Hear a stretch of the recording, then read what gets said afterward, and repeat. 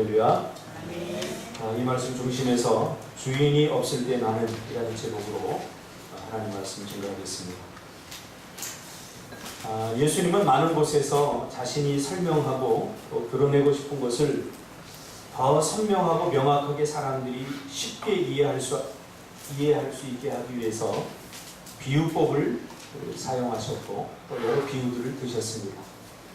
비유를 든 것은 원 개념보다 더 선명하게 청중들이 듣고 쉽게 이해하라고 이 비유를 쓰는 거죠. 오늘 비유는 흔히 우리가 달란트 비유라고 알려진 비유입니다. 그래서 이 비유에서 달란트가 많이 강조가 됩니다. 달란트. 그래서 우리는 아무런 도전을 하지 않은 채 주인, 즉 이 비유에서 하나님이죠. 하나님이 맡겨주신 돈, 여기서는 은사를 말하죠. 돈을 잃을까봐 두려워하여 땅에 파묻은 이 한 달란트 받은 악하고 게으른 종처럼 해서는 안 되고, 돈을 잃을 우려는 있지만 주님의 말씀에 순종하여 위험을 무릅쓰고라도 2달란트 혹은 5달란트 받은 사람처럼 도전하여 남기고, 그래서 착하고 충성된 종이라 일컬음을 받아야 된다. 그러면서 하나님이 주신 은사를 묻어두면 안 되고 열심히 최선을 다해 도전하고 성취해야 한다. 이것이 예수님이 달란트 비유를 통해서 우리에게 말하고 싶었던 것일까요? 우리가 흔히 지금까지 이런 설교를 많이 들었어요. 오늘 본문을 가지고 달란트, 은사, 누구에게는 하나님께서는 다 자기에게 각각 맞는 은사를 주셨다. 그 은사를 썩히지 말고 최선을 다해서 남겨야 된다. 그래야 주인인 하나님으로부터 착하고 충성된 종이라고 일컬음을 받을 수 있다. 이렇게 우리가 설교를 들어왔습니다.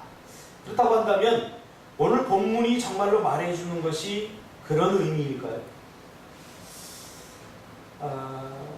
만약 그렇지 않다면 예수님은 이 비유를 통해서 무엇을 드러내고 싶었던 것일까요? 이 달란트 비유의 핵심은 뭐냐? 그 말이죠. 예수님이 이 비유를 통해서 정말로 우리가 알고 싶고 또 우리가 깨달아야 할 것, 그것이 무엇인가? 오늘 본문은 그것이 핵심입니다. 그것을 밝히기 위해서 우리는 이 비유를 다시 한번 살펴볼 필요가 있습니다. 우선 이 비유는 마태복음 25장에 위치해 있습니다. 이 마태복음의 1차 청중, 그러니까 이 마태가 이 마태복음을 기록할 때 누구를 염두에 두고 이 마태복음을 기록했느냐 굉장히 중요합니다. 1차 청중이 누구예요? 바로 유대인들을 염두에 두고 이 복음서를 썼죠. 유대인들을 전도하기 위해서 이 복음서를 썼죠. 마태복음. 이 유대인들을 향해서 마태가 이 복음서를 쓸 때 이 마태복음의 구조는 십자가 구원이 구약에 예표되어 있던 예수님을 통해서 현재 어떻게 이루어지고 있고, 그리고 구원 이후에 다시 오실 주님을 기다리면서 이미 구원받은 하나님의 백성들이 어떻게 살아야 되는가에 대한 문제를 다루고 있습니다. 그러니까 본문을 읽어놓고 그저 좋은 소리, 좋은 이야기 한다고 다 설교가 아닙니다. 우리는 그 본문을 읽으면서 예수님이 어떤 의중을 가지고 이 복음서를 썼는가, 이 말씀, 이 스토리를 이야기하고 있는가에 집중해야 됩니다. 어떤 사람이 그래요. 야, 교회 가니까 목사님이 다 좋은 얘기, 맞는 얘기 하니까 우리 아들도 교회 한번 보내고 싶다, 그런 얘기를 합니다. 설교를 들으면서 다 좋은 이야기, 맞는 이야기만 들어서는 안 됩니다. 성경이 의도하고 있는 말씀이 뭔가, 우리에게 들려주고 싶은 이야기가 무엇인가에 초점을 맞춰야 됩니다. 그러기 위해서 우리는 오늘 이 본문을 좀 자세히 볼 필요가 있습니다. 그래서 마태복음 25장은 예수님의 십자가 사건 바로 앞에 지금 소개되고 있습니다. 이 25장 다음에 예수님의 십자가 사건이 나오거든요. 그리고 25장에는 3가지 비유가 나옵니다. 첫 번째로 열처녀 비유가 나옵니다. 그리고 양과 염소에 대한 비유가 나옵니다. 그리고 오늘 이 달란트 비유가 나오는 거죠. 그러면 이 세 가지 비유는 무엇을 드러내고 설명하기 위해서 예수님이 이 비유를 들으신 건가? 두말할 것 없이 바로 종말입니다. 종말을 드러내기 위해서 예수님은 이 세 가지 비유를 들으신 거예요. 열처녀 비유도 마찬가지죠. 그렇죠? 신랑이 오기까지 기다려야 되는데 기름을 준비하지 못했던 다섯 처녀는 어느 날 갑자기 신랑이 오자 기름을 준비하지 못해서 신랑을 맞이할 수 없다. 무슨 언제 일어나는 사건입니까? 종말. 예수님이 심판주로 다시 오실 그 날을 우리가 어떻게 살아야 됩니까? 그거에 대한 설명이죠. 양과 염소의 비유도 마찬가지입니다. 예수님이 오실 때 양과 염소로 이렇게 이제 나누어지죠. 예수님께서 심판하시죠. 이러한 바탕 속에서 우리가 달란트 비유를 이해해야 됩니다. 십자가에 죽으시고 다시 부활하셔서 승천하신 주님은 우리에게 무슨 약속을 하셨죠? 내가 곧 다시 오겠다 라고 약속을 하셨습니다. 그 다시 오시는 순간이 임박한 그런 시기를 이미 구원받은 하나님의 백성들이 어떻게 살아야 되는가에 대한 이야기를 오늘 본문에서 이야기하고 있죠. 그러니까 예수님이 십자가에서 죽으시고 부활하시고 다시 승천하시면서 우리에게 다시 오겠다고 약속한 그 순간 승천하시면서부터 그 시점이 바로 종말이 시작됩니다. 그러므로 우리는 원하든 원하지 않든 우리는 지금 종말을 살아가고 있는 겁니다. 종말을 우리가 이해할 때 두 가지로 이해할 필요가 있죠. 하나는 개인적인 종말이죠. 우리가 개인적으로 목숨을 거두면 그것은 개인적인 종말을 뜻하는 거고, 예수님이 다시 임재하셔서 심판주로 오실 때 그때는 우주적 종말이 일어나는 거죠. 뭐든 우주적 종말이 일어나는 거죠. 그러므로 우리는 개인적인 종말이든 우주적 종말이든 우리는 지금 종말의 한복판에 서 있는 거예요. 영원히 사는 사람 없어요. 그 종말의 개인적 종말이든 우주적 종말이든 시와 기한은 우리가 가지고 있지 않아요. 그런 관점을 가지고 오늘 본문을 이해하면 예수님이 왜 이런 비유를 드셨는지 우리가 쉽게 이해할 수 있습니다. 어떤 사람이 타국에 갈 때에 이분은 주인이죠. 그렇죠? 바로 주님을 말하는 거죠. 그 종들을 불러서, 이 종들은 누구죠? 이미 구원받은 하나님의 백성이라고 생각하는 사람들이에요. 이미 하나님의 백성이 아니라 이미 하나님의 백성이라고 생각하고 살아가는 사람들이죠. 왜냐하면 유대인들이 당시 그랬거든요. 유대인들은 자신들은 이미 구원받은 하나님의 선민, 하나님의 백성이라고 생각했거든요. 그런 관점에서 본다면 이 종들은 이미 구원받은 하나님의 백성들이라고 생각하는 사람들이죠. 각각 그 재능대로 한 사람에게는 5달란트, 한 사람에게는 2달란트, 한 사람에게는 1달란트를 주게 되죠. 이 달란트, 1달란트는 보통 오늘 시세로 따지면 약 한 1억 정도의 가치가 있기 때문에 결코 적은 것을 준 게 아니에요. 그러니까 달란트의 많고 적음을 여기서 논해서는 안 돼요. 중요한 것은 주인이 달란트를 맡겼다는 거죠. 어떤 형태로? 각각 자기에게 맞는 형태. 각각 자기에게 맞는 형태. 그리고 주인은 타국으로 떠나버립니다. 떠나면서 내가 언제 돌아오겠다 라고 그 기한을 정해주지 않은 채 떠나버립니다. 자, 주인이 없을 때, 주인이 사라져버릴 때, 그것도 하루 이틀이 아니라 기한이 없는 약속을 하고 주인이 사라져버릴 때, 이때 종들의 진심이 드러날 때입니다. 신앙은 마음의 문제입니다. 신앙은 내 중심의 문제입니다. 우리가 겉으로는 예수 믿는 척 할 수 있고, 겉으로는 헌신할 수 있는 척 할 수 있습니다. 겉으로는 사랑하는 척 할 수 있습니다. 제가 상담 캠프를 해보면요, 놀라운 일들이 일어납니다. 상처를 많이 받은 아이들은 가짜 사랑에 절대 속지 않습니다. 그래서 웬만큼 그 아이들에게 잘 해주고 해도 이거 잘 마음에서 마음으로 전해지지 않아요. 제가 한 번은 그 의정부 보호관찰소 애들을 데리고, 걔네들이 그 10대 청소년들인데 이제 그 아이들 데리고 캠프를 한 적이 있어요. 그 아이들이 최선을 다해서 헌신합니다. 그 아이들의 말을 들어줍니다. 어깨도 주물러 줍니다. 그럼 그 아이들이 왜 이래요? 뭐 캠프 끝나면 끝이잖아요. 마음이 잘 안 들어요. 예, 상처를 많이 받아본 경험이 있는 아이들은 웬만한 그 사랑에 잘 마음을 열지 않습니다. 그래서 의심하고 또 의심하고 또 의심하고 계속 의심해요. 그래서 그 캠프에서는 적당히 대충 할 수 없어요. 정말 내 사랑을 다 담아서 그 아이들을 진심으로 사랑하지 않으면 그 사랑이 전달이 안 될 때가 많아요. 하루가 지납니다. 뭐 쳐다보듯이 쳐다봅니다. 이틀이 지납니다. 아무리 최선을 내서 내 마음을 전달하려고도 잘 전달되지 않습니다. 그러다 한 3일 정도 지나면 이 마음속에 있는 진심들이 전해지기 시작합니다.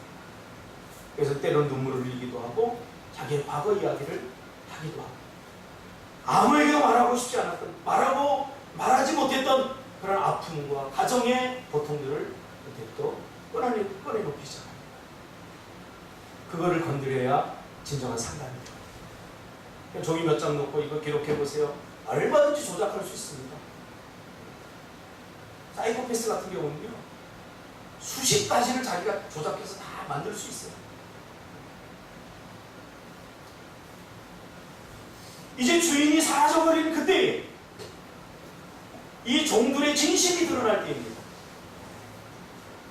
사람은 아무도 없을 때 나 혼자다, 무한 자유를 느낄 때 그때 자기의 진심이 드러나게 됩니다. 더 이상 주인의 눈치를 보지 않아도 되는 때입니다.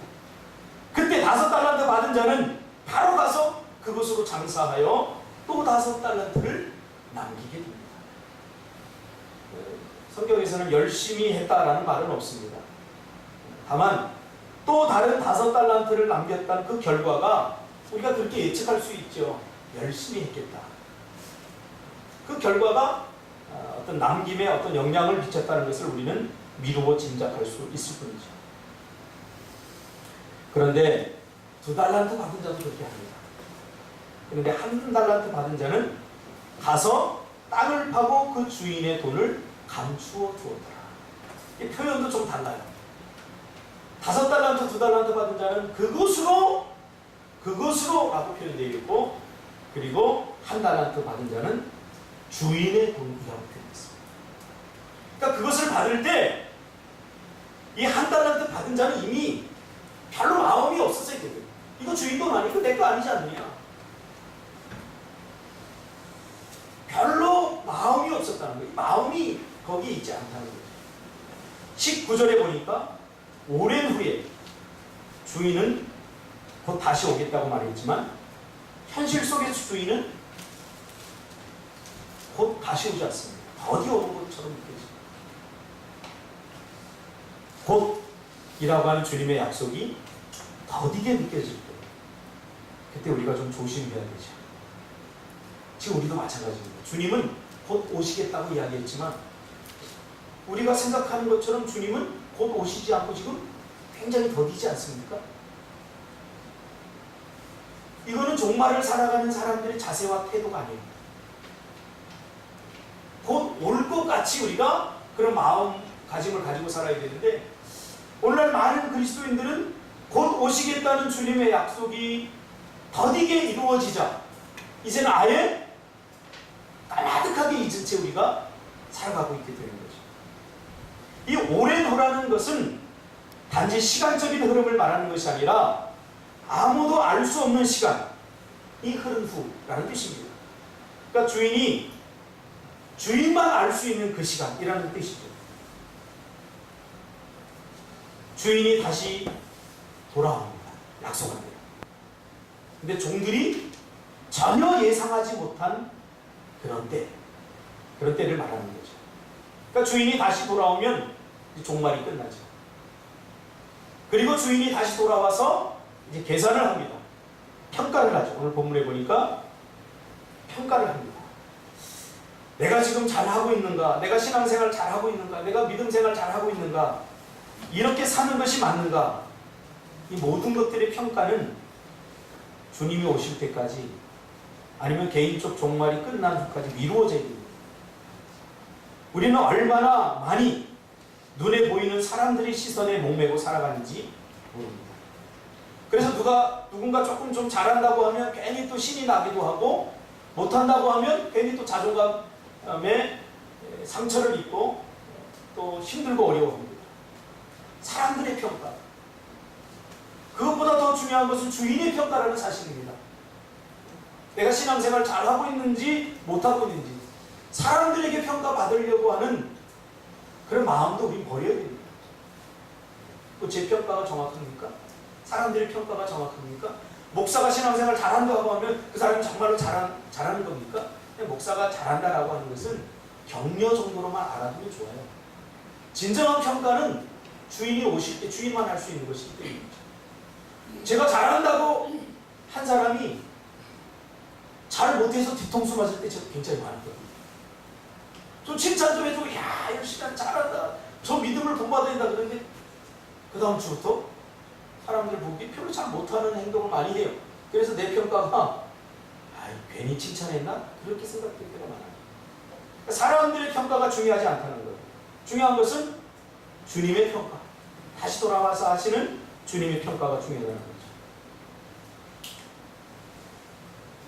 눈에 보이는 사람들의 시선에 목매고 살아가는 동안 우리는 진정한 믿음을 경험하지 못하게 됩니다. 그래서 우리가 이거 조심해야 됩니다. 사람들을 의식하는 사이에 눈에 보이지 않는 하나님을 전혀 의식하지 않게 되고, 눈에 보이지 않기에 오히려 하나님이 없는 것 아닌가, 이렇게 잊고 살아갈 수 있기 때문이죠. 그래서 이걸 조심해야 됩니다. 주님은 반드시 돌아오고 그때 반드시 종들의 삶은 계산되어집니다. 이렇게 첫 번째 서막이 끝이 나고 두 번째 서막은 계산함으로 시작이 됩니다. 5달란트 받은 자는 5달란트를 남겼습니다. 그리고 2달란트 받은 자도 2달란트를 남겼습니다. 근데 주인이 뭐라고 합니까? 여기서부터가 정말 중요한 것 같아요. 5달란트와 2달란트 받았던 자들에게 잘하였도다 착하고 충성된 종아, 내가 적은 일에 충성하였으니 내가 많은 것을 내게 맡기겠다라고 평가합니다. 그러면서 너희들은 주인의 즐거움에 참여할 수 있다라고 말합니다. 모든 사람들이, 모든 당시의 유대인들이 전부 다 주인의 즐거움에, 다시 말하면 하나님 나라의 천국 백성이 다 된 거라고 착각하면서 살아가는데, 예수님은 오직 두 사람, 5달란트와 2달란트 받았던 사람들에게, 그들에게만 착하고 충성된 종이라 라고 말하면서 내가 적은 일에 충성하였으니 많은 것을 내게 맡기겠다 그러면서 너희들만 주인의 즐거움에 참여할 수 있다라고 말하는 거죠.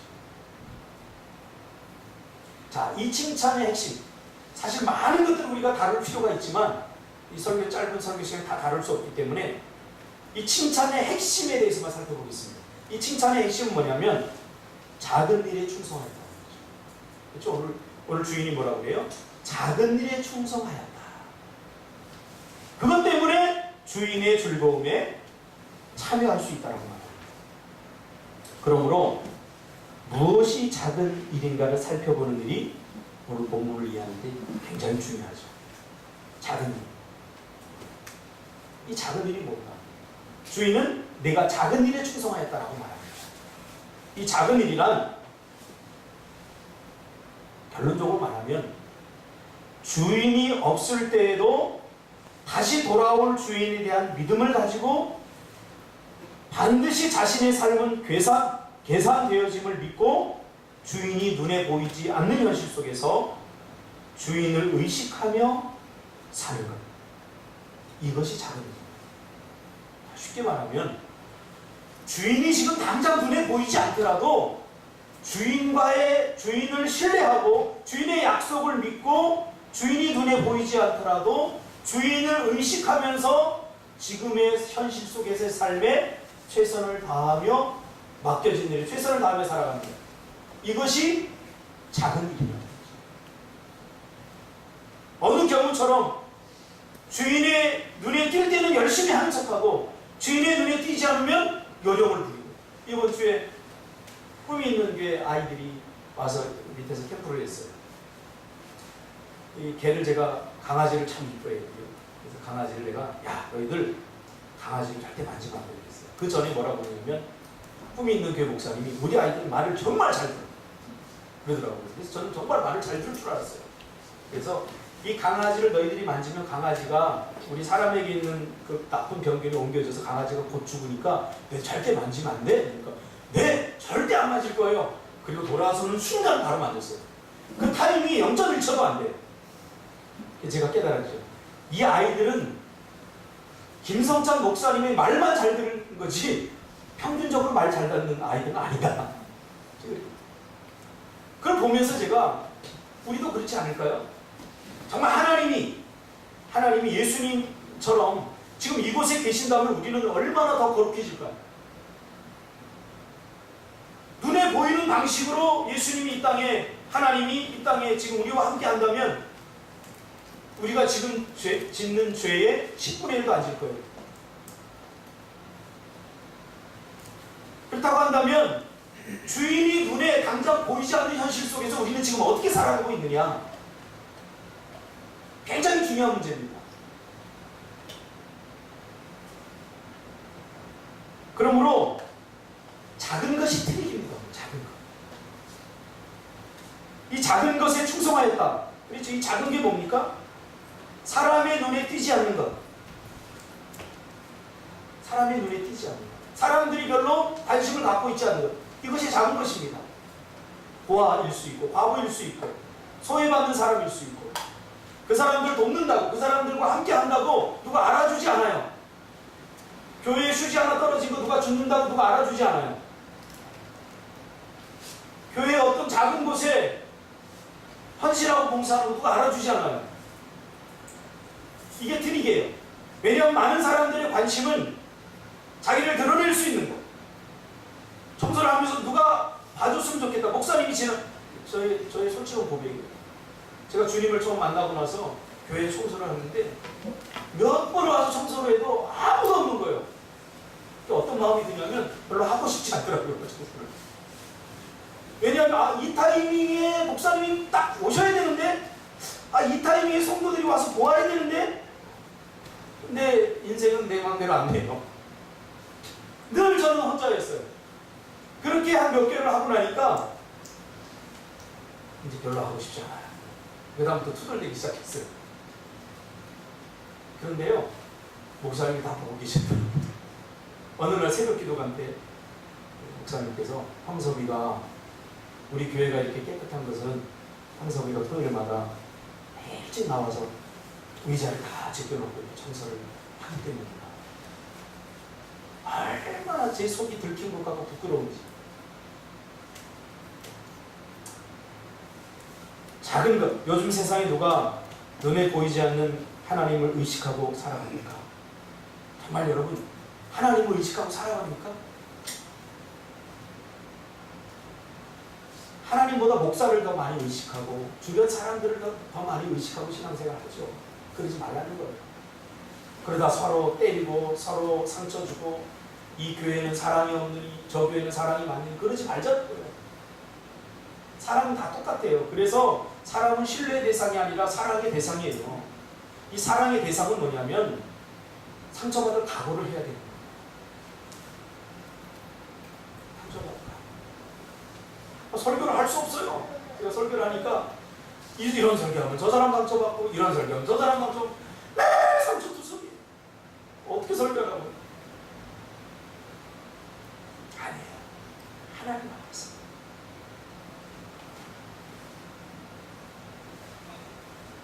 교회를 위해서 헌신하고 봉사하고 정말 눈에 보이지 않는 하나님을 의식하고 사는 주인이 떠났잖아요. 멀리 타국으로. 지금 예수님이 떠났잖아요. 타국으로. 지금 눈에 보이지 않잖아요. 예수님이 이게 정말 걱정됐던 거예요. 얘네들이 지금은 제자들이 나와 함께하고 있는데 내가 눈에 당장 보이지 않으면 얘네들 개판으로 살 거 아니야. 지금 이게 가장 걱정되는 거예요. 제자들과 종말을 사는 그리스도인들이 어떻게 살아야 되는가? 눈에 당장 보이지 않더라도 하나님의 약속을 신뢰하고 주님과 동행하면서 눈에 보이는 것처럼 살아가라는 거예요. 그래서 달란트비의 핵심 아닙니까? 그것이 작은 일이라는 거죠. 우리 꿈틀교회는 작은 일에 충성하는 여러분이 되시기를 주님의 이름으로 축복합니다. 제가 캠프를 할 때, 상담 캠프를 하면서 헬퍼들을 데려가고 카운셀러들을 데리고 와요. 근데 카운셀러들을 제가 철저히 교육하는데 우리 캠프는 딱 한 가지만 하면 돼요. 사랑만 많으면 누구나 카운셀러 할 수 있어요.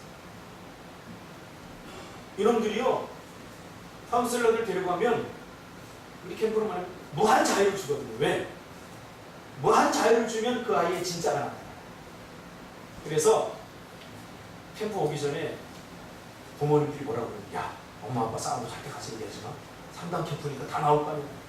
엄마 아빠 이혼하려고 했던 것도 절대 얘기하지 마. 근데 절대 얘기해요. 반드시 이야기해. 트릭이죠. 트릭을 쓰는 거예요. 상담 캠프 왜 하는? 내가 왜 20년 동안 이 짓을 하는데요? 왜냐면 자꾸 겉만 건드려요. 겉만. 그래서 행동 교정하고 캠프 갔다 막 3일 동안 잘하는 것 같죠? 그 다음 또 안 변해요. 이게 문제라는 거예요. 본질을 건드려야죠. 우리의 마음, 죄성. 저는 이걸 건드리고 싶었어요. 저 아이가 무엇 때문에 저런 짓을 하는지,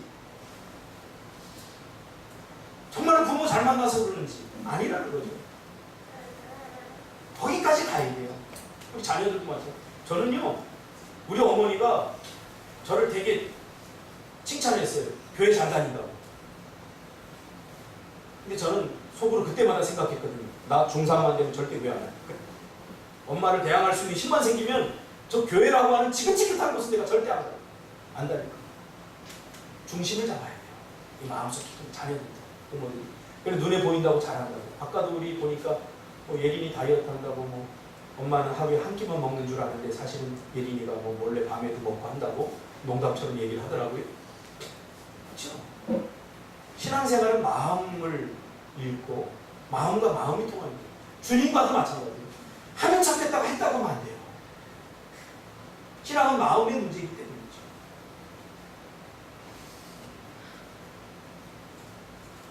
주인이 없을 때, 주인이 의식되지 않을 때, 믿음은 보이는 것이 아니기에 주인이 없다고 생각할 때 우린 자기의 진짜가 나오지 않아요? 이때 카운셀러들이 무슨 짓을 하냐면요, 겉으로는 그래요, 지은아, 그래 그래요. 우리 다 심부름 시키거든요. 아니에요. 선생님 저 갖다 주세요. 다 갖다 줘요. 부모님들 네가 갖다 먹어 그러잖아요. 그럼 진짜가 안 나와요. 자기 감추거든요. 그래서 그럴듯한 모습, 괜찮은 모습만 보여주거든요. 그게 진짜의 모습이면 좋겠는데 아니에요.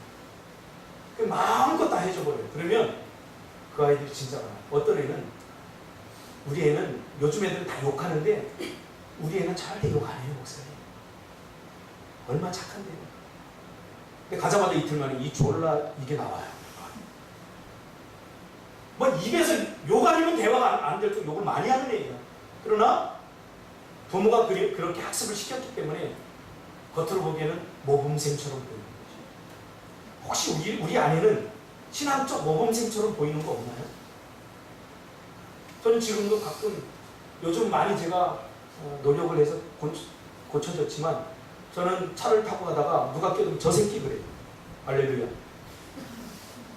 아직도 내가 좀 덜 성숙해서 그런 것도 있지만 이게 나예요. 이게 나.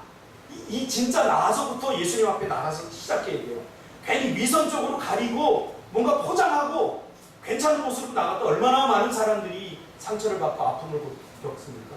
그래서 우리 젊은 청년 집사들은 나를 너무나 잘 알아요. 어릴 적부터 제가 데리고 살았거든요. 내가 욕하는 거, 내가 싸우는 거 다 봤거든요. 목사도 싸워요. 괜히 내가 요 정도 수준밖에 안 되는데 이렇게 이 정도 수준이 됐다고 자기 진짜 정체성과 되고 싶은 것을 착각해서는 안 돼요. 신앙은 그것으로 달려가는 거죠. 달려가는 거죠. 예수 믿는 사람도 거짓말해요. 거짓말 안 하는 척 하지 마세요. 가다가 엊그제도 제가 먹고 남아서 쓰레기통차도 없어. 그냥 길거리 버렸어요. 할렐루야. 이게 나라고요. 자꾸 자신을 과대 포장하지 말자는 거예요. 어떤 사람이 그래요. 전도사 때인데 하루는 저를 잡아요. 저 전도사님도 실망했어요. 왜요? 저는 전도사님이 이런 분이고 이런 분이고 이런 분인 줄 알았는데 알고 보니까 별거 아니네요. 원래 내가 이 모습이다. 근데 당신은 나를 그냥 당신이 보고 싶은 대로 봤을 뿐이다. 근데 지금 내가 확실히 말할 수 있는 건 원래 나는 이런 사람이다. 화나면 욕도 하고 애들 때리기도 하고 내가 이게 원래 나다. 아무튼 실망했어요. 그럼 예수님을 여러분이 보고 싶은 대로 보지 마세요. 성경이 그래서 중요한 거예요. 성경이 예수님을 뭐라고 말하는지 오늘 다 결론을 낼 수 없지만 짧게 내면 뭐냐면 이 한 달란트 받은 자를 성경에서 뭐라고 그러냐면 악하고 게으른 종이라고 해요. 그럼 뭐가 악하고 게으르다고 평가할 수밖에 없었느냐? 그 중에 하나가 본문에 우리 잘 읽어보면 알겠지만 이 한 달란트 받은 사람은 주인을 자기 마음대로 생각했어요. 자기가 보고 싶은 대로 봤다. 나는 주인님이 이런 사람인 줄 알았습니다. 그래서 굉장히 무섭고 철저한 분이고 규칙적인 분이라 이 돈을 가지고 내가 혹시 잘못 썼다가 실패하면 내가 굉장히 혼날 줄 알았어요. 보세요. 주인은 원래 그런 분이 아닌데 그런 분으로 알고 있었다는 거예요. 이게 첫 번째 믿습니다. 그래서 호세아서 4장 6절에 이스라엘 백성들이 망하는 그 사실을 호세아 선지자를 통해서 경고하면서 뭐라고 그러냐면 이 백성이 지식이 없어서 말이야. 신앙은 지식의 문제입니다. 머리로만 아는 게 지식이 아니에요. 그러면서 6장 3절에 여호와를 알자, 여호와를 힘써 알자고 말해요. 어제도 제가 어떤 분과 이야기하는데 벌레가 지나가는 데가 확 죽였어요. 왜냐면 애들이 수영하고 있는데 거미를 싫어해요. 거미가 이만한 게 지나가는데 그거 보면 놀랄 거 아니에요. 그래서 확 죽이니까 이분이 목사가 살인해도 돼요? 그러는 거예요. 살생해도 돼요? 그러는 거예요. 이분은 굉장히 불교적인 관념을 갖고 있는 거예요. 그러니까 불교적인 그 스님의 형상에다가 나를 집어넣는 거예요. 이게 종교죠. 이런 오해를 우리가 많이 한다고요. 신앙의 여정 속에서. 하나님을 제대로 알아야 돼요. 그래서 하나님께서는 이스라엘을 학습 공동체로 부른 거예요.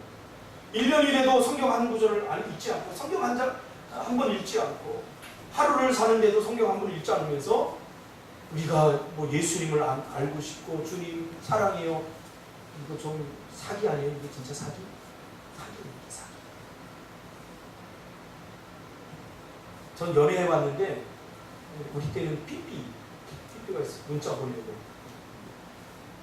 내가 저 여자를 알고 싶어서 막 매일 만나고 싶더라고요. 매일 만나고 싶고 이야기하고 싶고 이 여자가 어떤 여자인가 사랑하면 그렇게 되잖아요. 정말 여러분 주님 사랑합니까? 주님을 내 마음대로 알아서는 안 돼요. 이 한 달란트 받았던 사람의 치명적 실수가 귀찮으니까 번거로우니까 성경 공부하자고 그러면 아이고 난 다 알아. 전 모르겠더라고요. 제가 신학을 대학 4년, 대학원 3년에서 7년 동안 전도사 생활 뭐 이렇게 요즘 알아가는 주님은 또 새로워요. 요즘 알아가는 주님은 20대 때, 30대 때, 40대 때 알았던 하나님과 조금 더 달라요. 제가 20대 때는 무서운 하나님, 내가 잘 하지 못하면 벌하는 하나님으로 알고 저도 아이들을 그렇게 키웠어요. 제가 청소년 사역을 시작했거든요. 아이들 막 담배 피고 술 마시고 막 삐뚤어지고 막 하면 아이들 그때 제가 때렸어요. 그러니까 애들이 막 정신을 차리는 것 같아요. 이렇게 해도 되나 보다. 지금 50에 들어서서 바라보는 하나님은 정말로 매일 감사밖에 안 나요. 나 같은 주인을 이렇게 사랑해 주시고 내가 뭘 잘했다고 하나님, 내가 뭘 한 게 있다고 늘 하나님이 나를 사랑한다고 이렇게 해주시고 얼마나 감사해요. 제가 하나님을 위해서 뭘 한 게 아무것도 없어요. 아무것도. 얼마나 감사한지 몰라요. 열처리교에서도 말하듯이 더디어 오는 신랑이 특기입니다. 여러분 기도 응답이 더디어 온다고 낙심하지 마세요. 더디어 오는 게 특이해요. 기도 응답이 안 되니까 어떻게 해요? 대부분 기도에 목숨 걸지 않아요. 기도를 잘 하지 않아요. 그러니까 기도 응답 못 받는 거예요. 더디 오는 건 어때요? 그러니까 기다리는, 이게 믿음이에요. 하나님이 주시겠다고 약속하시면 때가 차면 반드시 주셔요. 할렐루야. 아멘. 여기 중요한 건 때예요. 하나님의 때. 그 때와 시간은 주인만 알고 있어요. 우리는 기다려야 돼요. 저는 내가 전혀 상상하지 않은 때 하나님으로부터 굉장히 많은 것을 받았어요. 내가 어떤 기한을 정해놓고 40일 처리하고 금식하고 막 하나님을 겁박하고 협박하면서 40일 동안 안 되면 하나님 알아서 하세요. 나 아무것도 안 해요. 그건 어릴 때죠. 그런데 요즘은 정말로 하나님께서 가장 적절할 때, 가장 적당한 때 하나님께 주시는 것을, 그러니까 요즘은 감사밖에 없어요. 정말 감사. 몇 주 전인가요? 제 제자 중에 하나가 포항공대 지금 박사과정에 있는데 포항공대 나오고 바이오 쪽으로 이렇게 연구하는데 찾아와서 갑자기 수요일일 때 찾아와서 딱 예배를 드리고 하는 얘기가, 뒤에 가서 얘기하는데, 목사님, 내 친구 중에 하나가 성악을 전공했는데 지금은 택배 일을 하고 있다는 거예요. 그러면서 목사님이 그때 그러지 않았어요. 그때 그 친구를 이렇게 축복하지 않았어요? 나중에 오페라 하우스에 가서 공연도 하고 그런 멋진 그런 꿈과 비전을 주셨는데, 걔가 왜 지금 대학 졸업하고 갈 곳이 없어서 택배 일을 하고 있느냐 그 말이죠. 저한테 따지는데, 목사님 사기친 거 아니에요? 속으로 그 말을 하고 싶었지만 스승이니까 설마 그 말을 못하고 이거 책임져야 되는 거 아니에요 나보고? 이런 식으로 얘기를 하는 거예요. 내가 딱 첫 마디로 했어요. 너 교만하다 그랬어요. 왜? 하나님이 일하시는 때를 하나님이 정하는 것이, 하나님이 세우시는 때를 하나님이 정하는 것이, 과정 속에 있는 우리가 그것을 조작하려고 할 때 신앙에 문제가 반드시 생깁니다. 하나님이 주시겠다고 약속이 반드시 주십니다. 그래서 더디더라도 기다려야 됩니다. 뭐 하면서? 아무것도 안 하면 손 놓고 기다리면 안 되고 기도하면서. 우리가 제주도 오기까지도 마찬가지였어요. 제주도 오기까지 이 꿈틀학교에 대한 비전을 주시고 10년 동안 정말로 힘들었어요. 이 꿈이 이루어질 것 같은 희망이 단 1%도 없었어요. 근데 10년 동안 우리가 매일 기도하고 이 꿈을 버리지 않고 기도하니까 하나님께서 전혀 예상하지 않았던 방법, 전혀 기대하지 않았던 방법으로 우리를 이곳으로 보내주셨어요. 아마 이곳이 1340평인데 이것을 여러분 얼마에 사지 알면 여러분 아마 기절할 거예요. 하나님이 거저주셨어요. 거저. 기다리니까, 하나님의 때가 되니까, 인내하니까. 믿음은 다양한 스펙트럼을 가지고 있어요. 그럴 때는 기다리는 것이 믿음입니다. 믿어야 기다릴 수 있습니다. 우리는 너무나 자주 하나님의 자리에 서서 그 시간들을 자기가 조작하려고 해요. 아무도 보지 않을 때 나는 누굽니까? 아무도 보지 않더라도 정말로 여러분 성실하게 묵묵하게 기도하시면서 주님이 주신 사역을 감당하고 있습니까?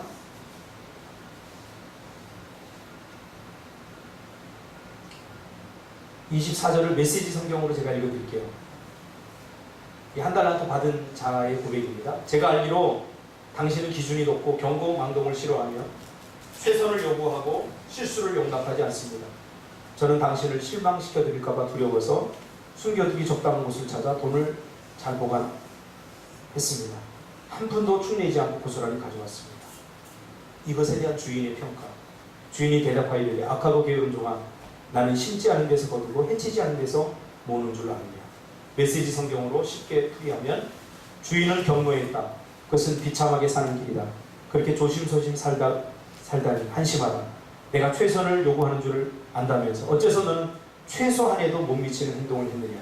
적어도 그 돈을 은행에라도 맡겼다면 내가 약간의 이자라도 받을 게 아니냐. 주인을 자기 맘대로 위하다.